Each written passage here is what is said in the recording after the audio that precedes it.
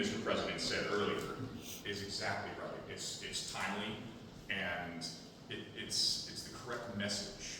So, we just had a shooting or something like that. If we have a community center, that's one step towards how we stop things like that.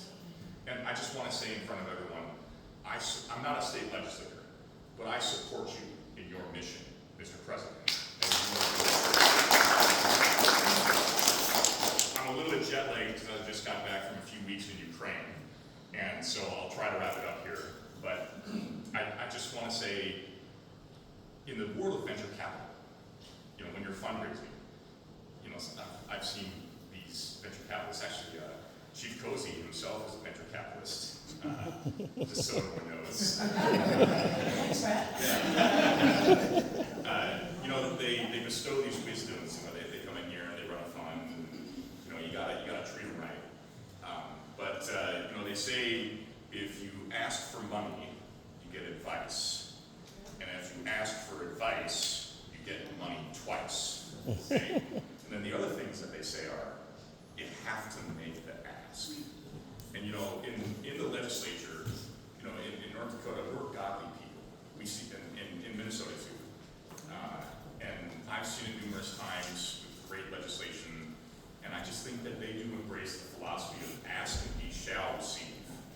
So, Mr. President, you made that ask, and that is absolutely clear. Thank you for doing that. It's the right thing to do. So yes. I just want to say, God bless the Liberian community. God bless the people of North Dakota, and yes, also Minnesota. Thank you for everything that you're doing. I'll leave it at that. Thank you very much.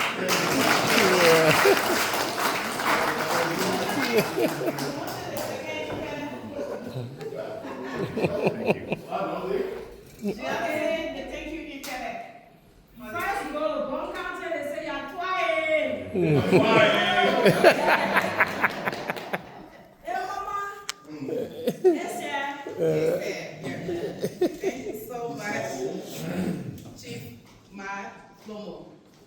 Our next on the agenda is our dear mother, our beautiful wife, the Chief Executive Director of Hero. Thank you. So fast. Well, I'm honored to be here. Thank you so much, Mr. Thomas Wu, to the Uline community and to the Liberian community.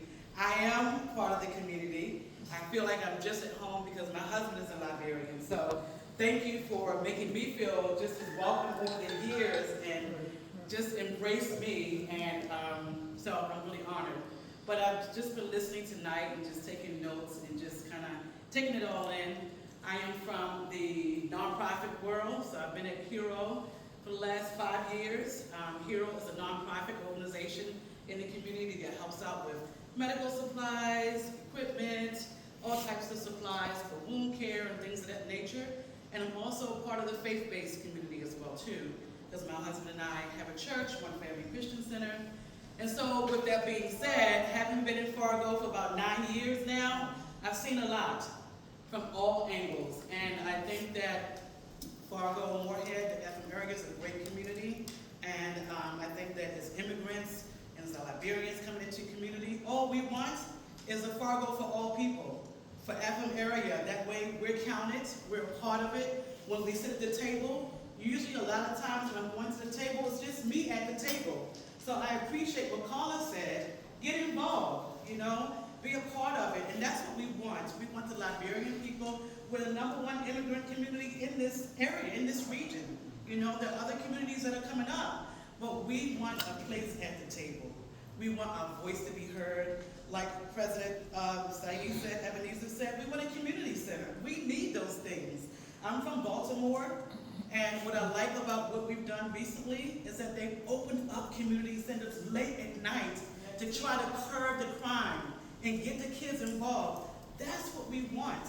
We want a place at the table. We want our voices to be heard, because we're working, we're living, and we're making this community great like everyone else. We want to be stakeholders at the table, and that's why this meeting is so important. I appreciate all the friendly faces and the legislators being here. And I think that at large, the community is great, and we want to make this Fargo Moorhead community greater. So thank you, everyone. There should be another hand to clap for our beautiful.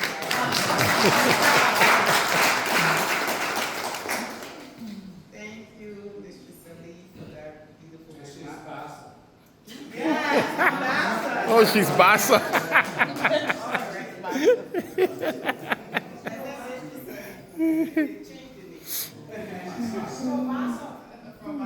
Oh, yes. Yeah.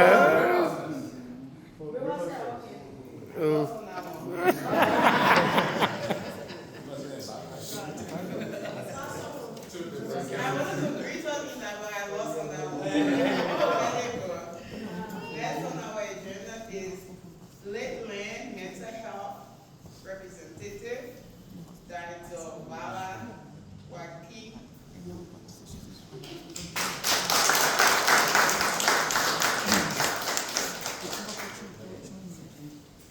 Good evening, everybody, and thank you for having me. I'm just here to talk for a few minutes about what I'm very passionate about, which is mental health care and self-care. We all think that mental health is for those who are mad in the streets. That is not what it's all about. We all need to take care of ourselves mentally, because whichever area you find yourself, you will need what we call self-care and mindfulness to be able to have a balance. And we always think, some people think that maybe in a country like America, the stigma and the barrier to mental health has been overcome. No, it's not. Unless you are in my position, you don't know how many people have died from suicide, from other things that could have been taken care of, because they didn't want to come out. They were either in their basement taking some, illegal substance to suppress what they could have come out for somebody like me to help them, or a therapist. So that is why anytime I have an opportunity to talk to people, I want us to be, all of us here can be helpful in saving a life of somebody that is struggling. It doesn't matter.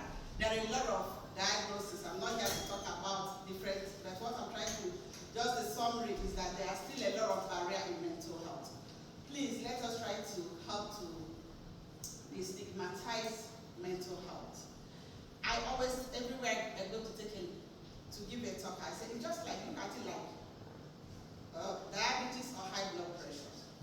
Some of those, just like some diabetes or high blood pressure can be hereditary, some mental health diagnosis can be hereditary. I'll give you at least 3 examples. Depression is highly hereditary, bipolar is highly hereditary, and schizophrenia is highly hereditary. And because they are, there are a lot of things we don't choose, they are thrown at us. Just like some of us in my family, we have, my mom suffered high blood pressure. And when I had my last baby, they said my blood pressure was up. And I had to go to a doctor to be on blood pressure pill. I didn't feel like, because I didn't give myself high blood pressure. Nobody wake up and say, I want to be a mental health patient. But we have a lot of stigma and nobody wants to come up. So I want us to just be our brothers and sisters. I can tell you something like PTSD. It's very simple. Most of us from Liberia must have witnessed the war. It gives you trauma. We all have trauma. Going to a therapist, it might be 6 months. You don't have to go to a therapist forever. It might be 6 months of just, talking to a professional to get out all those trauma. But what do I see in the community? We just put that burden on our sister, our brother, on our friend. I have people that will be talking to their friends for 4 or 5 hours. No. Talking about their depression, how traumatic they are. Don't put that burden on your friend or your relation. Please, go seek for therapy. There are online therapies and there are in-person therapies. And it's not why I'm trying to bring therapy, so that you don't think I am trying to throw medication at you. Because I prescribe. That's not what this is all call. But at the end of the day, if you need to come to me or any other psychiatrist, that's very good. Well and good. Once it comes to major depression, you need antidepressant. It's very easy. What does it do? The summary is that when you have major depression, there is what we call neurotransmitters. For example, serotonin. Serotonin is called the happy hormone in the layman's language. If you're depressed, you don't have enough of the serotonin, which is the happy hormone. If you're on antidepressant, it will help to track the happy hormone, the serotonin, in your brain so that it doesn't rapidly go up. And that will make you, instead of being sad all the time, just simple. It might be one medication. You don't have to be on 10 of them, you know. Then you don't have to, end up using some substance, or some people use alcohol to suppress their trauma, their depression. Some use THC. I know it's legalized in the state of Minnesota. I know that's weed. But at the end of the day, it has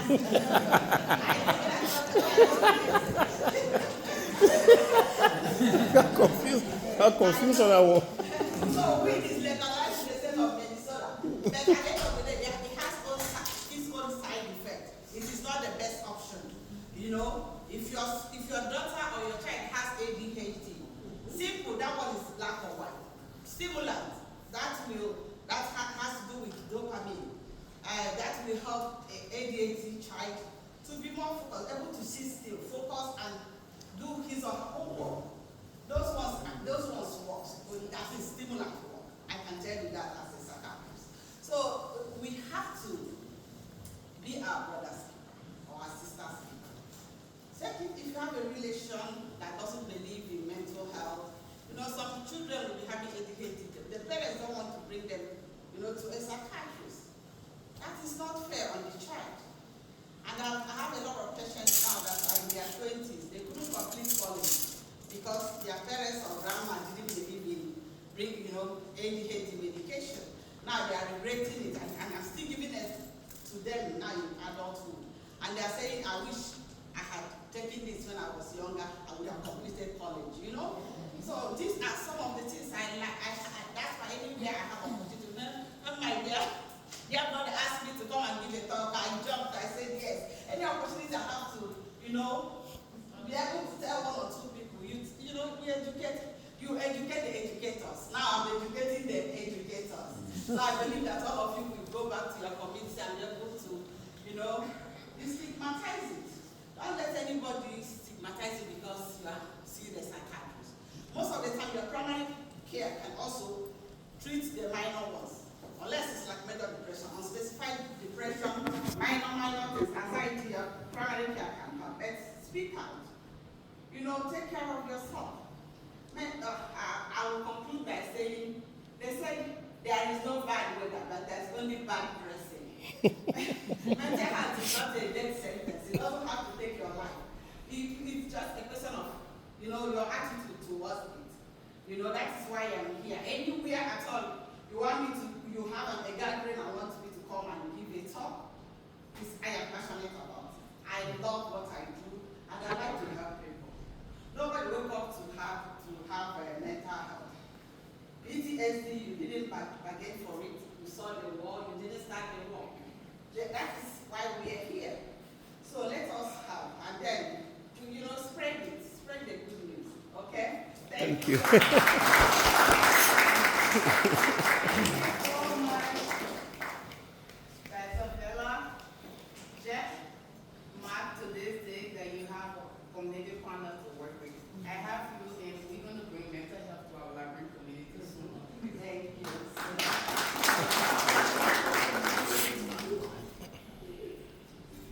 Well, we're about to bring everything to close. So we would like to say a toast to our hard-working team and for the great union. Is the board secretary here? Yes. Okay. Our board secretary going to bring us a toast.